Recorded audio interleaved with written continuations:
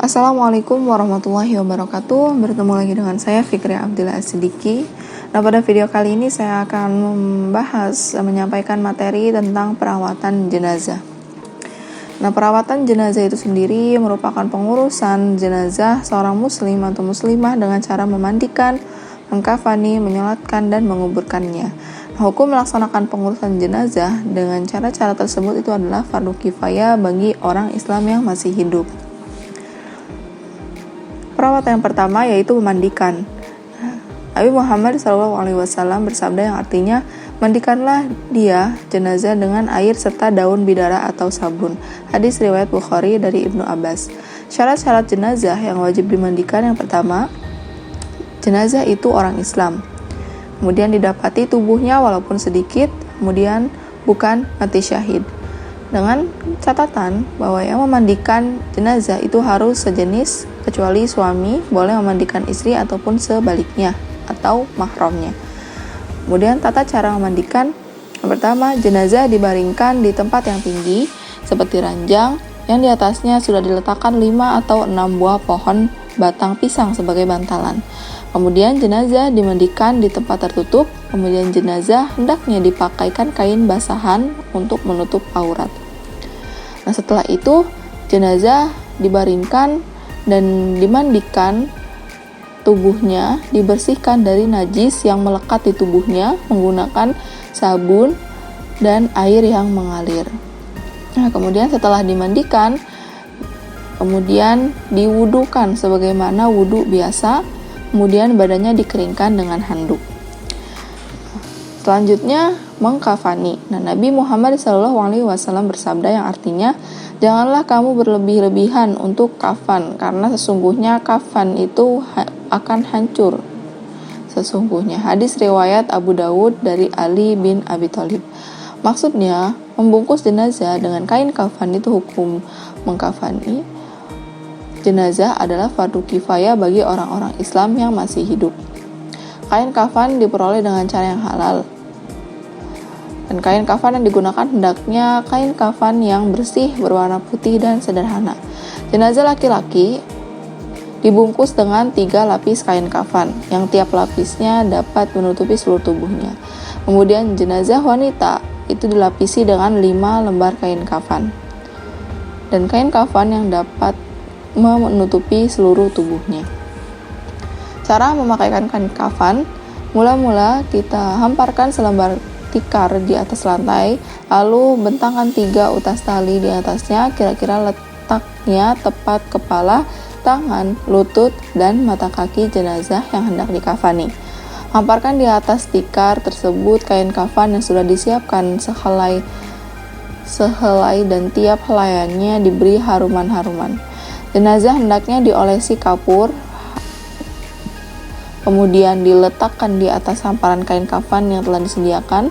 Kedua tangan diletakkan di atas dada, tangan kanan di atas tangan kiri, atau dibolehkan juga tangannya diluruskan ke bawah.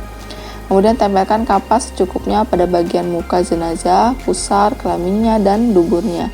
Setelah itu seluruh jenazah dibalut dengan kain kafan sampai rapih, lalu diikat dengan 4 utas tali yang sudah disiapkan, yaitu pada bagian atas kepala, lengan, lutut, dan mata kaki. Nah, kemudian selanjutnya itu menyolatkan. Salat jenazah dilaksanakan setelah jenazah selesai dimandikan dan dikafani. Hukum salat jenazah itu adalah fardu kifayah bagi orang muslim atau muslimat yang masih hidup. Nabi Muhammad SAW bersabda yang artinya, salatkanlah jenazah-jenazah kalian. Hadis riwayat Ibnu Majah. Syarat-syarat sah salat jenazah, yang pertama, seorang yang menyolatkan syaratnya orang Islam, suci dari hadas besar dan hadas kecil, suci badannya, pakaiannya, tempat dari najis, penutup aurat, dan menghadap kiblat. Kemudian yang kedua, salat jenazah dilakukan setelah jenazah dimandikan dan dikafani. Kemudian yang ketiga, letakkan mayat di sebelah kiblat orang yang menyolatkan, terkecuali kalau sholat jenazah dilakukan di atas kubur atau sholat ghaib. Kemudian tata cara menyolatkan jenazah. Yang pertama, sholat jenazah itu dilakukan dengan niat ikhlas karena Allah Ta'ala. Yang kedua, takbir sebanyak 4 kali. Kemudian membaca surat Al-Fatihah sesudah takbir pertama atau takbiratul ihram. Nah, kemudian membaca sholawat atas Nabi Muhammad SAW setelah takbir kedua. Kemudian membaca doa setelah takbir ketiga. Doanya berbunyi Allahumma ghfir lahu warhamhu wa'afihi wa'fu anhu. Nah, kemudian selanjutnya berdoa setelah takbir keempat. Doanya Allahumma la tahrimna ajrahu wa la taftinna ba'dahu waghfir lana walah.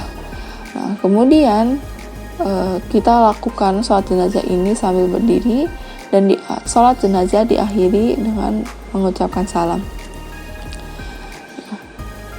Jika jenazah yang disolatkan ada di tempat sholat, maka yang pertama itu jenazah diletakkan di depan orang yang menyolatkan atau imam, dengan posisi jenazah kepalanya di utara, pusarnya dan kakinya menjulur ke selatan. Kemudian bila jenazah laki-laki, maka yang menyolatkan imam itu hendaknya berdiri menghadap jenazah sejajar dengan kepalanya. Tetapi jika jenazahnya perempuan, imam berdiri sejajar dengan bagian tengah jenazah. Jika jenazahnya banyak terdiri dari laki-laki dan wanita, maka cara menyolatkannya boleh sekaligus dengan ketentuan jenazah laki-laki diletakkan lebih dekat dengan yang mensolatkan atau imam, sedangkan jenazah wanita lebih dekat ke kiblat. Kemudian sholat jenazah itu dikerjakan sesuai dengan urutannya sebagaimana yang tercantum pada tata cara sholat tadi. Kemudian menguburkan jenazah. Nah, jenazah yang dikuburkan setelah dimandikan, dikafani dan disolatkan, itu hukum menguburkan jenazah muslim adalah fardu kifayah atas orang Islam yang masih hidup. Yang pertama, yang harus dilakukan adalah lubang kubur.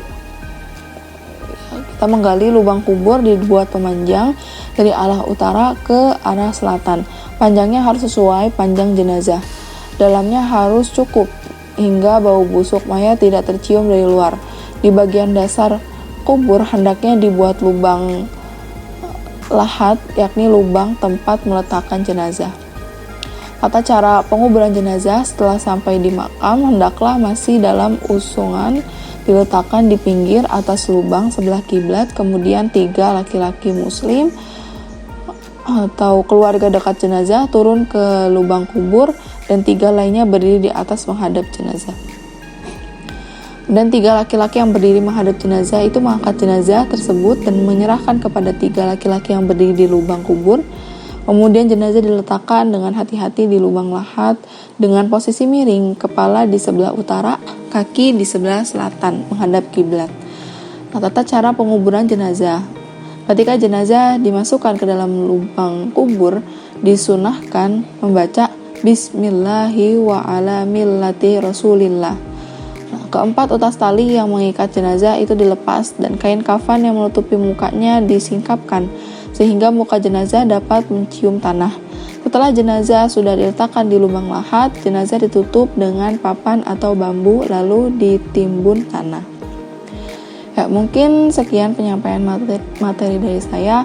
Kurang lebihnya mohon maaf. Wassalamualaikum warahmatullahi wabarakatuh.